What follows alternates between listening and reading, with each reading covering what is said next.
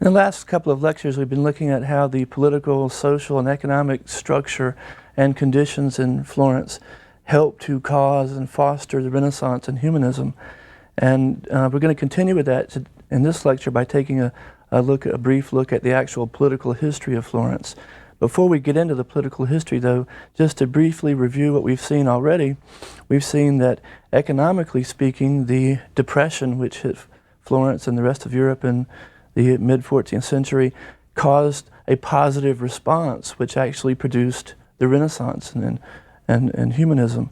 We've also seen how the economic depression caused or promoted investment in art and culture as safe investments, and this helped to bankroll Renaissance culture and Renaissance learning.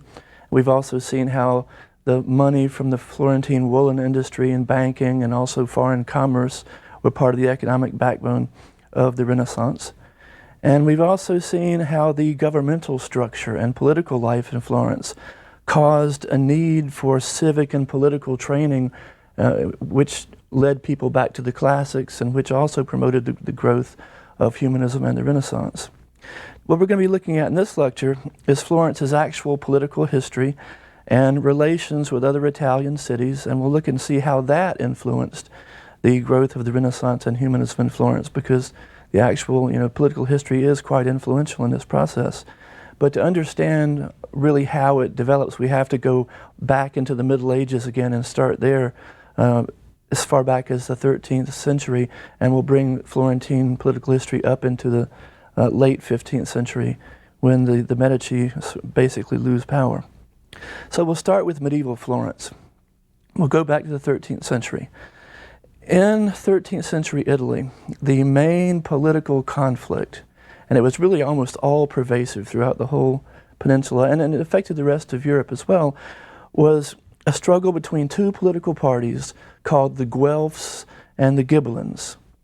And the struggle was about who had the right to claim or be supreme ruler over all of Europe. Would it be the Pope, or would it be the Holy Roman Emperor? Those who said the Pope belonged to the Guelph party, those who said the Holy Roman Emperor belonged to the Ghibelline party.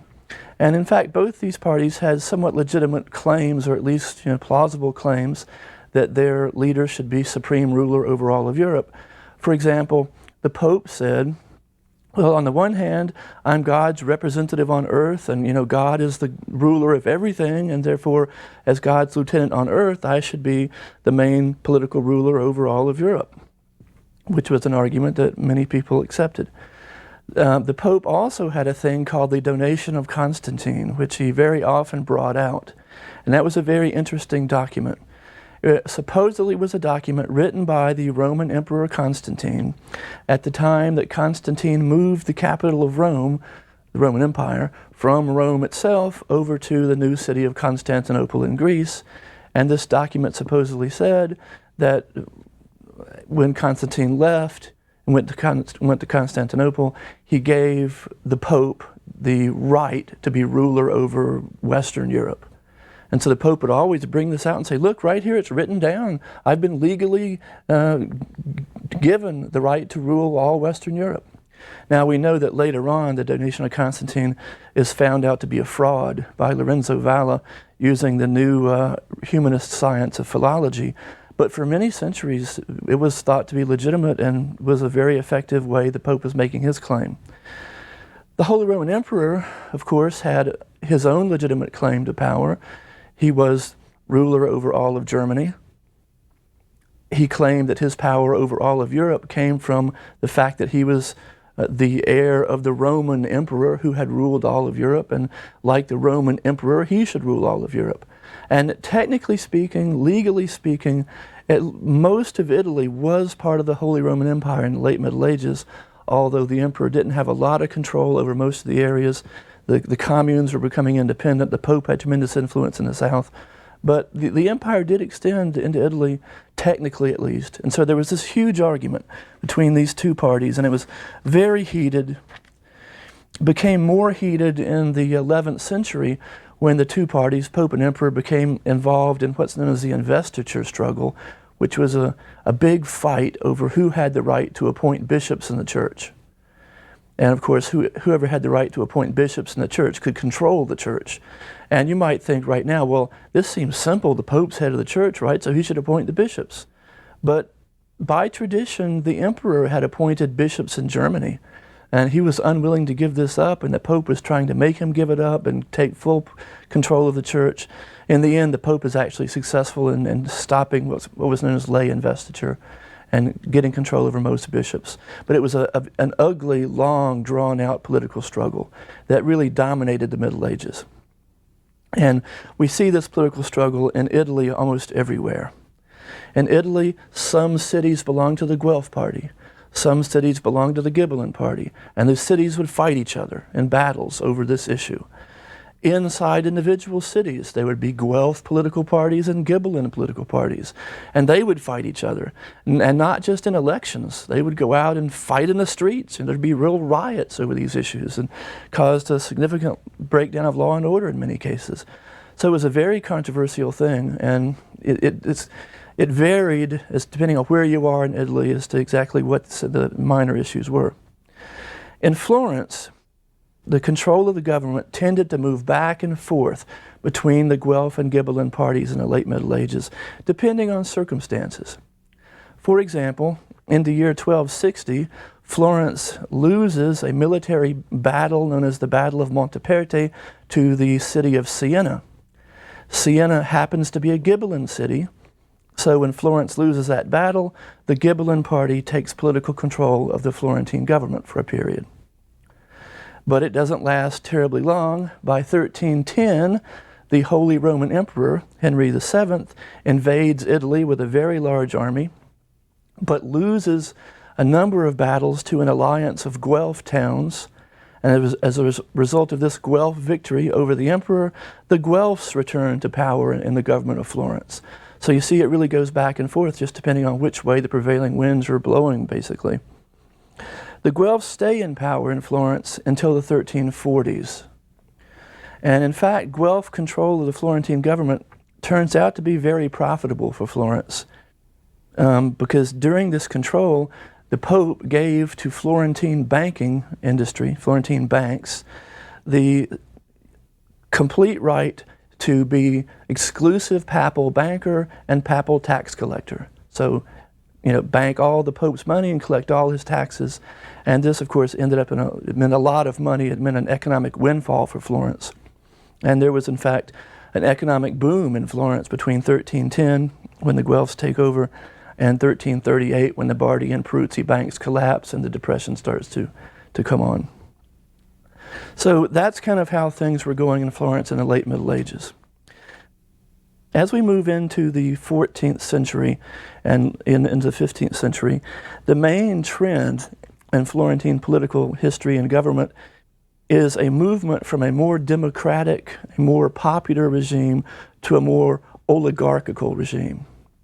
But it's not a steady movement. There are a lot of backs and forths and other kind of reversals in this process, and I want to take a look at that now. The first big step was actually taken in the late 13th century when the power of nobles was destroyed in Florence. Now, you'll recall from the last lecture that there was a big conflict in most Italian cities, Florence included, between the middle class and the noble class. The noble class feuding, causing havoc, the middle class not liking it, and huge tensions developing over who should run the towns. Well, in Florence, the nobles lose out in this struggle in the years between 1282 and 1293. In 1282, a really momentous occurrence happens in terms of the Florentine governmental structure. The great guilds get a law passed that says only great guild members can hold government office. And this becomes obviously very, very important to Florentine government from this point on.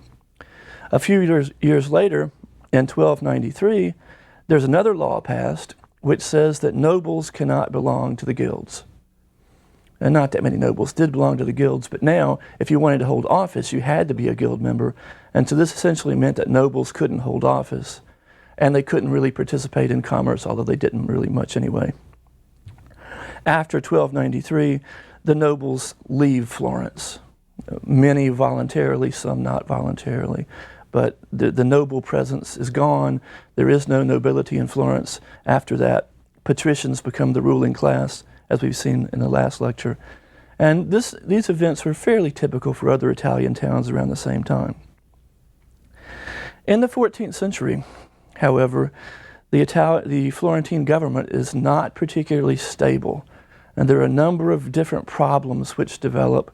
And included among these problems are several experiments with the use of dictators to rule the city. Now, we've already seen in the last lecture that by the time the Renaissance arrives, the extremely broad nature, the broad participatory nature of the Florentine government is in large part a result of an effort to diffuse power and prevent any dictator from taking over. And the reason that happened was because of what happened with these experiments in the 14th century when dictators were, in fact, tried. The first case, the first experiment with a dictator, occurred during the imperial invasion of Henry VII from 1310 to 1313. Florence was afraid of being attacked, and Florence did not feel capable of defending itself, so it sent a message to the King of Naples in the south and said, "Would you please bring your army up here, defend our city against anybody who might attack it during this invasion, and while you do that, you can take over the government and you can run the town." So the deal essentially was the king would supply military protection, he would be paid off by Florentine tax revenues, and he would defend the city. Perhaps amazingly, this situation worked. He did defend the city. He never got really firm control of the government. When the crisis was over in 1313, he left. So the initial experiment with a dictator turned out to seemingly work, and the Florentines had kind of dodged a bullet. But another crisis evolves in 1320. Between 1320 and 1323, Florence becomes involved in a war with the tiny town of Lucca. Now, Lucca was a very small, insignificant power in Italy, but nevertheless, Florence was losing the war, which is, I guess, testimony to the fact that Florence didn't have a very effective military structure at this time. Because they're losing the war and it's so embarrassing, pretty soon riots break out all through Florence. At that point, the Florentine government invites a noble named Charles of Calabria to come up to the city and use his army to restore law and order. Again, the deal is, he'll bring his army, he'll be paid off by tax revenues, he'll restore law and order, put down the riots, he'll fight the war against Lucca, and hopefully he'll win that war, and he'll run the town as a dictator while he's doing all this. And then when the crisis is passed, he'll go. And again, amazingly, this works out. By 1328, Charles has left Florence, and the deal seems to have worked again. However, in this case, in the case of Florence, 3 times were not the charm. The third crisis really shows in the danger of dictators and fooling around with dictators. During the economic depression of the 1340s, which followed the collapse of the Bardi and Peruzzi banks in 1338, again, law and order in Florence essentially collapsed. The government invites another noble, Walter of Brienne this time, to come in and restore order, and the deal is basically the same. We'll pay you with tax revenues, you can run the city, just defeat the riots, restore law and order, and that's what we really ask you for. So Walter comes up. He does restore law and order, but he gains firm control over the Florentine government, and when the crisis has passed, he refuses to leave. He wants to remain as dictator, finds it a pretty good job. Because of that, civil war erupts in Florence between the citizens and Walter and his army. There's a very bloody situation for a number of years until Walter is forced to, he's ejected essentially, and the last